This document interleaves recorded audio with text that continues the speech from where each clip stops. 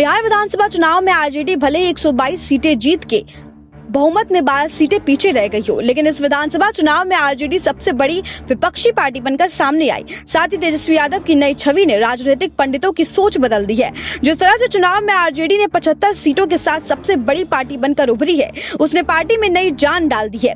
यही कारण है कि राज्य में एनडीए की अगुवाई में नीतीश कुमार की सरकार बनने के बाद भी पार्टी के मनोज झा समेत कई कद्दावर नेता इस बात को अभी भी दोहरा रहे हैं कि राज्य की जनता ने जनादेश तेजस्वी को दिया है।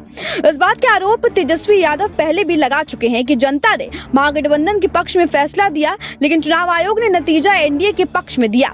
यानी अभी भी तेजस्वी ने हार नहीं मानी है। वो लगातार मतगणना में धांधली के आरोप लगाते हुए चुनाव आयोग पर निशाना साध रहे हैं। दरअसल कई ऐसी सीट पर एनडीए ने जीत दर्ज की है जहां वोटों का अंतर 2.5 अंक से जहां वोटों का अंतर 2.5 अंक में रहा है।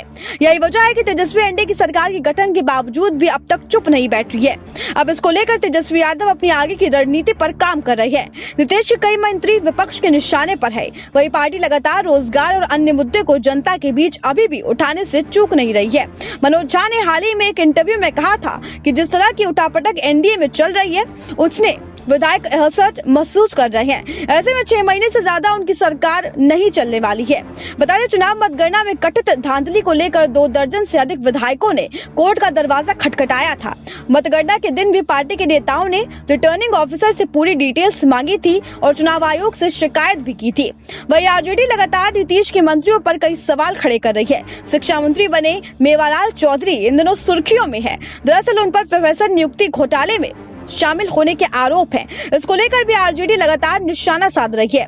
बुधवार को पार्टी ने एक स्थायी अखबार की खबर को ट्वीट करते हुए लिखा था कि भ्रष्टाचार के आरोप और नीतीश कुमार के नवरत्न नए शिक्षा मंत्री मेवालाल चौधरी पर उनकी पत्नी की संदेहास्पद मौत का भी आरोप है। जब मीडिया ने सवाल किया तो उनका पीए धमकाने लगा। एनडीए की गुंडागर्दी चालू है। महाजंगल राज के दिल्ली वाले महाराजा मौन है।